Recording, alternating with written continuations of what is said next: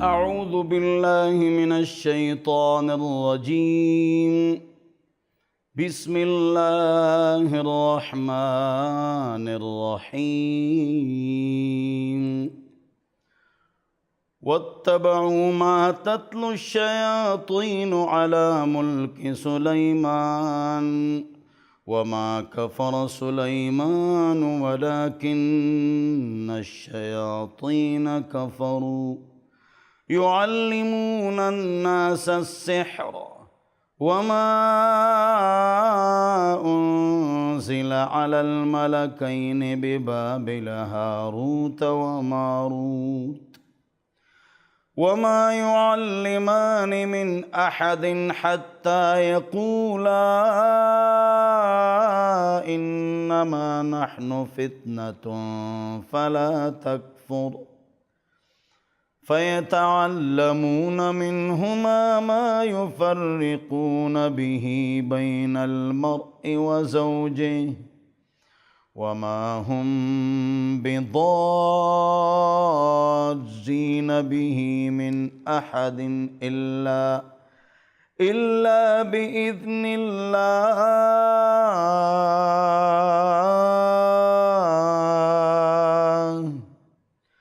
ويتعلمون ما يضرهم ولا ينفعهم وَلَقَدْ عَلِمُوا لَمَنِ اشْتَرَاهُ مَا لَهُ فِي الْآخِرَةِ مِنْ خَلَاقٍ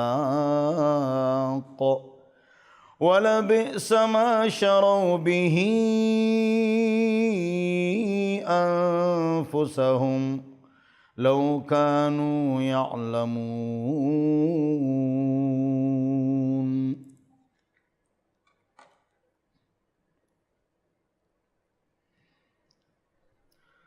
آپ حضرات کے سامنے ترتیب وار قرآن کا درس چل رہا ہے۔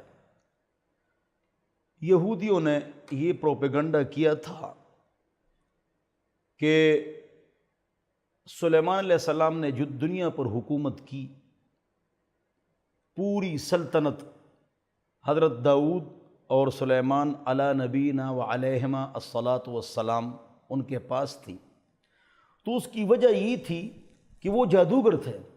نعوذ باللہ من ذالک، یہودیوں نے پروپیگنڈا کیا تو پاک رب نے جواب دیا کہ جادو کفر ہے۔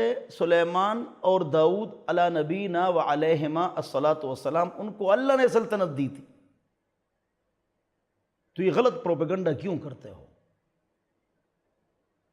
یاد رکھو جادو کفر ہے، یاد رکھو کسی کے اوپر جادو کرنا یا غلط تعویذ کرنا یا عمل کرنا یہ حرام ہے۔ اس لیے حضور اکرم صلی اللہ علیہ وسلم نے فرمایا اتقوا السبع الموبقات، 7 ان چیزوں سے بچو کہ وہ جہنم کے گھڑے میں لے جاتی ہے۔ اس میں ایک شرک ہے، ایک والدین کی نافرمانی ہے، اور ایک جادو ہے، کسی کے اوپر جادو کرنا۔ استغفر اللہ، عورتیں کرواتی ہیں، جادوگر آج بھی موجود ہیں، ان کے کپڑوں میں موجود ہیں، ہمارے کپڑوں میں موجود ہیں، اور جادو نہیں ہو سکتا جب تک آپ کفر اختیار نہ کریں۔ اور غلط تعویذ کسی کے اوپر کرنا اور نقصان پہنچانا، اس کو جائز سمجھنا کفر ہے، ویسے گناہ کبیرہ ہے۔ اور غیر اللہ سے مدد ہو کسی دم میں، منتر میں یا تعویذ میں، یہ شرک ہے۔ یہ ایک الگ مسئلہ ہے کہ تعویذ اعوذ بکلمات اللہ التامات من غضبہ وعقابہ وشر عبادہ ومن ہمزات الشیاطین واعوذ بک رب یحضرون ومن شر ما خلق وبرأ وذرأ، 3 حدیثوں کو میں نے اکٹھا کیا۔ تو حضور اکرم صلی اللہ علیہ وسلم قرآن کی سورت کی طرح ہم کو یہ سکھاتے، صبح شام ہم پڑھتے، صحابہ فرماتے، مشکات کی روایت ہے۔ اور جو بچے ناسمجھ ہوتے ہم ان کے گلے میں لٹکاتے کاغذ پر لکھ کر۔ لہذا تعویذ ایک الگ باب ہے، دم اس سے افضل ہے، قرآن و سنت والا دم ہو۔ غیر اللہ سے مدد ہو تو یہ شرک ہے۔ التمائم شرک، تعویذات شرک ہیں۔ یہ حدیث نامکمل ہے، پوری حدیث اس طرح ہے ان الرقى والتمائم شرک ان الرقا والتمائم والطولۃ شرک، کہ بے شک تمام دم، تمام تعویذیں، تمام محبت کے من کے یہ شرک ہے۔ تو اس سے ایک ٹکڑا نکال لیتے ہیں، التمائم شرکن، تعویذات شرک ہیں نہیں، دم کا بھی ذکر ہے کہ دم بھی شرک ہے۔ تو کیا دم شرک ہے؟ جواب نہیں۔ تو قرآن میں تو ہے، حدیث میں تو ہے کہ یہ شرک ہے۔ جواب جس میں غیر اللہ سے مدد ہو وہ شرک ہے۔ ویسے قرآن کا دم، حدیث کا دم ٹھیک ہے، اسی طرح تعویذ میں شرک ہے، غیر اللہ سے مدد ہے تو وہ غلط ہے۔ جس میں غیر اللہ سے مدد نہ ہو تو وہ جائز ہے، 8 صحابہ سے مروی ہے، ٹھیک ہے، لیکن دم اس سے افضل ہے، اور مسنون اعمال کا اہتمام اس سے افضل ہے۔ مسنون اعمال کا اہتمام ہم کرتے نہیں، ہمارے اوپر اثرات ہو جاتے ہیں، پھر مولویوں کے پیچھے گھومتے ہیں۔ ایک ہوتے ہیں جادوگر، ایک ہوتے ہیں مولوی۔ تو جہاں تک عمل ہے، عمل کرنا قرآن و حدیث سے یہ ٹھیک ہے، یہ سنت ہے اور یہ صحیح ہے۔ رقیہ، حل من راق، یہ ٹھیک ہے، لیکن اس نام پر بے پردگی کرنا، ہر چیز سے تولا تولا زعفران مانگنا، کالا بکرا اور کالی مرغی مانگنا، اس کو کاروبار بنانا، غیب کی خبریں بتانا، یہ شرک اور گناہ کبیرہ ہے۔ جب ہم اس موضوع پر بات کرتے ہیں تو عام لوگوں کو غصہ آ جاتا ہے۔ آپ ٹھیک کرتے ہیں جی، آپ ٹھیک کرتے ہیں، تعویذ کرو، لیکن اس سے کاروبار نہ بناؤ۔ ایک بار 2 بار اجرت لے لو تو ٹھیک ہے، حدیث سے ثابت ہے، لیکن اس پر بے پردگی کرنا، بے حیائی کرنا، زعفران مانگنا، غیب کی خبریں بتانا، اور یہ ضرور جھوٹ بولیں گے اور ان کا کاروبار چلتا نہیں، تجھ پر اثرات ہیں، کسی نے کچھ کیا ہے، کس نے کیا ہے وہ نہیں بتاتے ہیں۔ جتنے بھی عامل ہیں نا، ان کا کام چل جاتا ہے اور چلتا رہتا ہے، جو سامنے لوگ ہوتے ہیں ان کا کام نہیں چلتا ہے۔ بہت سارے لوگ چاہتے ہیں ہم عامل بنیں، کیوں؟ وہ اپنا کام چلواتے ہیں کہ مرید بن جائیں گے، ان سے لیں گے، چیزیں لیں گے، تو ان کا کام چلتا ہے، ان کا نہیں چلتا ہے لوگوں کا۔ اللہ ہم سب کو سمجھ عطا فرمائے، عقل عطا فرمائے۔ کالے علم اور جادو کا علاج کیا ہے؟ لیٹرین میں جاؤ، بایاں پیر، واپس آتے ہوئے دایاں پیر، دعا پڑھو، جاتے آتے جو دعا ہے وہ پڑھو، نہیں آتی جاتے ہوئے اعوذ باللہ، واپس آتے ہوئے استغفر اللہ، ایک علاج۔ 2 باوضو رہو، 3 4 قل الحمد شریف، آیت الکرسی، سورہ یونس آیت نمبر 81 82، صبح شام ایک بار پڑھو، بس 40 50 جادوگر آپ کو نقصان نہیں پہنچا سکتے ہیں۔ اس سے آسان علاج آخری 2 قل، 2 رکعت سنتوں میں، تمام 2 رکعت سنتوں میں آخری 2 قل پڑھو، ترک غیر ذالک۔ علامہ ابو الفدا اسماعیل ابن کثیر الدمشقی رحمۃ اللہ علیہ تفسیر ابن کثیر میں فرماتے ہیں، فلما نزلتا، جب یہ 2 صورتیں آخری اتر گئی، ترک غیر ذالک، حضور نے سب کچھ چھوڑ دیا صلی اللہ علیہ وسلم۔ یہ 2 صورتیں پڑھتے تھے، یہ 2 صورتیں پڑھو، 4 قل پڑھو، الحمد شریف، آیت الکرسی پڑھو، ہاتھ پر دم کرو، بدن پر ملو، حضور اکرم صلی اللہ علیہ وسلم ملتے تھے۔ ڈرو مت، شک کرو گے ٹھیک نہیں ہوں گے۔ 99% عامل وہ بے پردگی کرتے ہیں، غیب کی خبریں بتاتے ہیں، جھوٹ بولتے ہیں۔ اللہ ہم سب کو سمجھ عطا فرمائے۔ تو یہودیوں نے یہ پروپیگنڈا کیا، پاک رب نے جواب دیا۔ بابل یا بابل یہ عراق میں ایک بہت بڑا شہر تھا، وہاں جادو کا دور تھا، یہودی اس میں مبتلا تھے۔ لہذا اللہ نے ہاروت اور ماروت فرشتوں کو انسانی شکل میں وہاں بھیجا کہ معجزہ الگ ہے اور جادو الگ ہے، دونوں میں فرق ہے۔ جادو کے پشت پر، یعنی جو لوگ جادو کرتے ہیں وہ بدعمل ہوتے ہیں، اور معجزہ کے پشت پر نبوت اور رسالت ہوتی ہے۔ یہاں تقوی ہوتا ہے، وہاں گندگی ہوتی ہے، وہاں بے دین آدمی ہوتا ہے، یہاں دیندار ہوتا ہے، یہ فرق ہے۔ جادو میں چیز بدلتی نہیں، معجزہ میں چیز بدل جاتی ہے، یہ بھی ایک قول ہے، لیکن صحیح بات یہی ہے کہ جادو کے پشت پر بدعملی ہوتی ہے اور معجزہ کے پشت پر تقوی الہیت اور پاکی ہوتی ہے، یہ فرق ٹھیک ہے۔ تو اللہ رب العزت نے ان کا رد کیا یہودیوں کا کہ یہ سلیمان علیہ السلام جو ہے نا وہ جادوگر نہیں تھے۔ ہاں یہاں پر ایک اہم نقطہ آپ سمجھیں، یہ جو مشہور ہے سلیمان علیہ السلام کی ٹوپی، سلیمان علیہ السلام کا سرما، چراغ سلیمان، سلیمانی، یہ یہودی سازش ہے کہ سلیمان علیہ السلام کی حکومت کی نسبت جادو کی طرف کرتے ہیں۔ جب سلیمان علیہ السلام کا انتقال ہوا، پردہ فرما گئے، تو سلیمان علیہ السلام نے ان جادوگروں کو پکڑا تھا، مارا تھا، ان کی کتابیں پکڑی تھی، دفن کی تھی۔ جب ان کا انتقال ہوا تو یہودی نے وہ ساری کتابیں نکال دی کی اور پروپیگنڈا کیا کہ سلیمان علیہ السلام اس کی وجہ سے پوری دنیا پر حکومت کرتے تھے۔ تو سلیمانی ٹوپی، سلیمانی سرما، یہ جو ڈرامے وغیرہ بنتے ہیں، یہ یہودی سازش ہے ایک پیغمبر کو بدنام کرنے کے لیے۔ اللہ فرماتے ہیں وَمَا كَفَرَ سلیمان علیہ السلام نے جادو نہیں کیا تھا، یہ کفر ہے۔ سلیمان علیہ السلام پاک نبی تھے۔ اسی طرح یہ بھی یہاں بتاؤں، موقع ہے کہ بتاؤں، عمر و عیار، اس کے چھوٹے چھوٹے چھوٹی کہانیاں ملتی ہیں، عمر و عیار، یہ کیا چکر ہے پتہ ہے؟ ہم سمجھتے نہیں ہیں اور ہم کو خراب کیا جاتا ہے، ہمارے بچوں کو خراب کیا جاتا ہے۔ صحابہ کی آپس میں لڑائی نہیں ہوئی تھی، علی اور معاویہ کی لڑائی نہیں ہوئی تھی رضی اللہ عنہما، غور سے سنو۔ وہ آپس میں بات چیت کے لیے آئے تھے، خوارج نے حملہ کیا، معاویہ کی فوج پر لڑائی ہو گئی، غلط فہمی میں بعد میں جدا ہو گئے۔ علی نے معاویہ نے علی کی فوج کا جنازہ پڑھایا رضی اللہ عنہم۔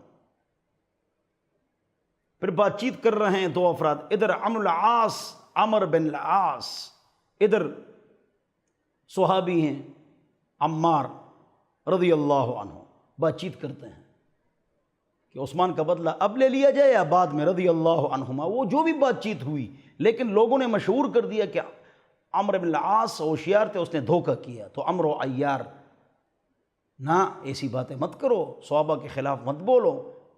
جس طرح یہودیوں نے سلیمان علیہ السلام کے خلاف بات چیت کی، اسی طرح صحابہ کے خلاف بھی بعض لوگ بات چیت کرتے ہیں۔ اللہ فی اصحابی، اللہ سے ڈرو میرے صحابہ کے بارے میں۔ لا تتخذوهم غرضا من بعدی، میرے بعد ان کو اعتراضات کا نشانہ مت بناؤ۔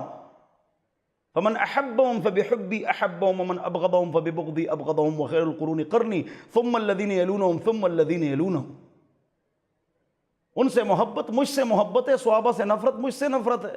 بہترین زمانہ میرا ہے، اس کے بعد اور اس کے بعد تابعین تبع تابعین۔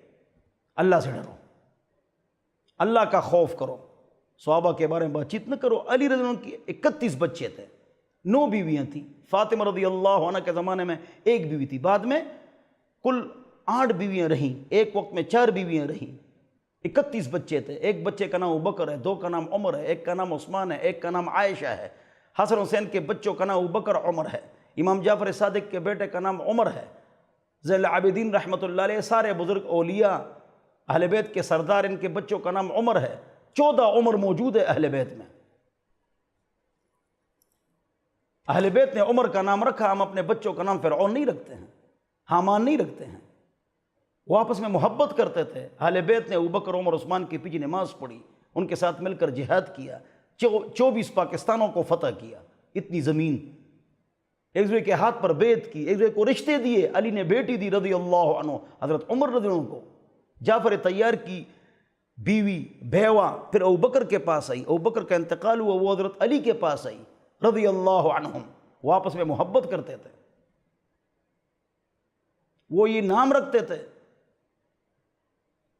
3 عمر موجود ہے کربلا میں، ایک شہید ہو گئے، 2 واپس آ گئے، وہ انعام رکھتے تھے۔ امام جعفر صادق بڑے بزرگ، ان کی امی کا نام ام فروہ فاطمہ ہے۔ یہ کون ہے؟ یہ ابوبکر ان کی پوتی ہے۔ وہ تو آپس میں محبت کرتے تھے، رشتے دیتے تھے، مل کر جہاد کرتے تھے، ایک دوسرے کے ہاتھ پر بیعت کرتے تھے، ایک دوسرے کی پیچھے نماز پڑھتے تھے، محبت کرتے تھے، الفت کرتے تھے، تحفے ایک دوسرے کو دیتے تھے۔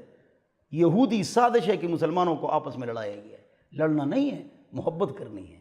اللہ ہم سب کو صحابہ اور اہل بیت کے ساتھ محبت نصیب فرمائے۔ قرآن و حدیث کی سند ہے، تاریخ کی سند نہیں ہے۔ قرآن و حدیث میں اللہ رسول بات کرتا ہے، تاریخ میں دشمن اور دوست سب بولتے ہیں، اس میں رطب و یابس ہے، خشک و تر ہے، اچھ لامدہ ہے، سب کچھ اس میں ہے۔ قرآن و حدیث میں پکی باتیں ہیں۔ قرآن و حدیث میں صحابہ اور اہل بیت پر تنقید نہیں، تاریخ میں ہے۔ ہم تاریخ کو نہیں مانتے ہیں، تاریخ سے ہم صحابہ کو داغدار نہیں کریں گے۔ قرآن و حدیث میں صحابہ کی تعریف ہے، اہل بیت کی تعریف ہے۔ اللہ ہم سب کو سمجھ عطا فرمائے۔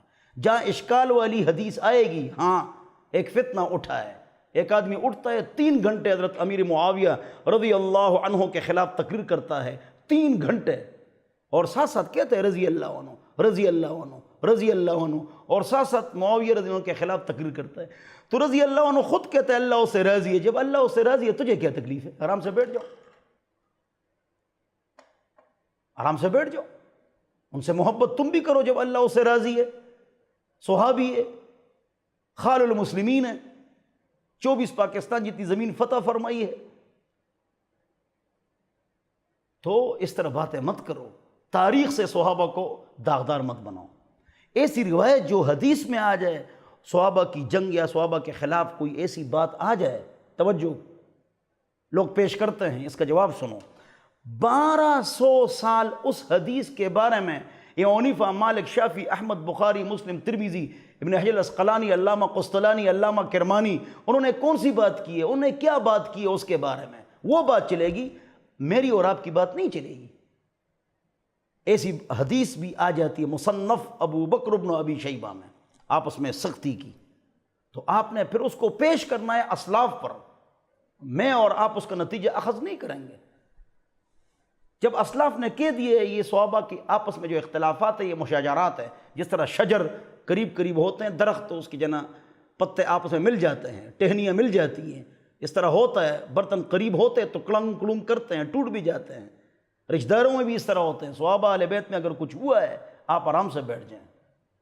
ہم دونوں کی قدر کرتے ہیں، وہ ہمارے سروں کے تاج ہیں، آنکھوں کا سرما ہے، ہم ان کے قدموں کی خاک ہے، وہ ہماری عزت ہے، وہ ہماری پگڑی ہے، وہ ہمارے تاج ہے. صحابہ کے خلاف مت بولو، اہل بیت کے خلاف مت بولو، ان سے محبت کرو. اللہ ہم سب کو سمجھ عطا فرمائے. بہرحال یہودی سازش غلط، اور صحابہ کے خلاف جو باتیں ہوتی ہیں اس کو بھی میں نے آپ کو بتا دیا ہے کہ وہ اصل حقیقت کیا ہے. اب ترجمہ سن لیجئے، آیت نمبر 102. اور یہ یہودی ان منتروں کے پیچھے لگ گئے جو سلیمان علیہ السلام کی سلطنت کے زمانے میں شیاطین پڑھا کرتے تھے، اور سلیمان علیہ السلام نے کوئی کفر نہیں کیا تھا، البتہ شیاطین لوگوں کو جادو کی تعلیم دے کر کفر کا ارتکاب کرتے تھے. نیز یہ یہودی اس چیز کے پیچھے لگ گئے جو شہر بابل میں ہاروت اور ماروت نامی 2 فرشتوں پر نازل کی گئی تھی. یہ 2 فرشتے کسی کو اس وقت تک کوئی تعلیم نہیں دیتے تھے. 2 فرشتے اللہ نے بھیجے انسانی شکل میں، لوگوں کو بتاؤ کہ جادو اور معجزہ میں فرق ہے، یہ ہے جادو. لوگ جادو سیکھتے اس کو غلط استعمال کرتے ہیں. یہ یہودی آج بھی وہ بڑے جادوگر ہیں، ان کا جادو فضا میں ہر وقت چلتا رہتا ہے مسلمانوں کے خلاف. خاص بات سنو، یہ 2 فرشتے کسی کو اس وقت تک کوئی تعلیم نہیں دیتے تھے جب تک اس سے یہ نہ کہہ دیں کہ ہم محض آزمائش کے لیے بھیجے گئے ہیں، لہذا تم جادو کے پیچھے لگ کر کفر اختیار نہ کرنا. یہ تو کفر ہے. پھر بھی یہ لوگ ان سے وہ چیزیں سیکھتے تھے جس کے ذریعے مرد اور اس کی بیوی میں جدائی پیدا کر دیں. بار بار کہہ چکا ہوں یہ دعا پڑھا کرو، کالا علم، جادو، جنات، دشمن سب سے حفاظت ہوگی. اعوذ بکلمات اللہ التامات من غضبہ وعقابہ وشر عبادہ ومن ہمزات الشیاطین واعوذ بک رب ان یحضرون ومن شر ما خلق وبرأ وذرأ. یہ پڑھا کرو، آپ کی حفاظت ہوگی جادو سے انشاءاللہ. ویسے یہ واضح رہے کہ وہ اس کے ذریعے کسی کو اللہ کی مشیت اور ارادے کے بغیر کوئی نقصان نہیں پہنچا سکتے تھے. یعنی جادو از خود مؤثر نہیں جب تک اللہ کی اجازت ساتھ نہ ہو. مگر وہ ایسی باتیں سیکھتے تھے یہودی فرشتوں سے جو ان کے لیے نقصان دہ تھیں اور فائدہ مند نہ تھیں، اور وہ یہ بھی خوب جانتے تھے کہ جو شخص ان چیزوں کا خریدار بنے گا آخرت میں اس کا کوئی حصہ نہیں ہوگا. اس کی آسان مثال یہی ہے نا، دوائی کی دکان ہے، آپ نے وہاں سے ایسی دوائی لے لی، اس نے آپ کو سمجھایا بھی، جو آپ کے لیے فائدہ بخش دوسروں کے لیے نقصان دہ ہے. آپ سمجھ گئے میری بات؟ تو غلطی دکاندار کی نہیں ہے، لینے والے کی ہے. اور حقیقت یہ ہے کہ وہ چیز بہت بری تھی جس کے بدلے انہوں نے اپنی جانیں بیچ ڈالی. کاش کہ ان لوگوں کو اس بات کا حقیقی علم ہوتا اور اس کے برعکس اگر وہ ایمان اور تقوی اختیار کرتے تو اللہ کے پاس سے ملنے والا ثواب یقیناً کہیں زیادہ بہتر ہوتا. اللہ اکبر، کاش کہ ان کو اس بات کا بھی حقیقی علم ہوتا کہ وہ جو کر رہے ہیں وہ غلط ہے جادو، اور ایمان اور تقوی اختیار کریں تو وہ ان کے لیے بہتر ہے۔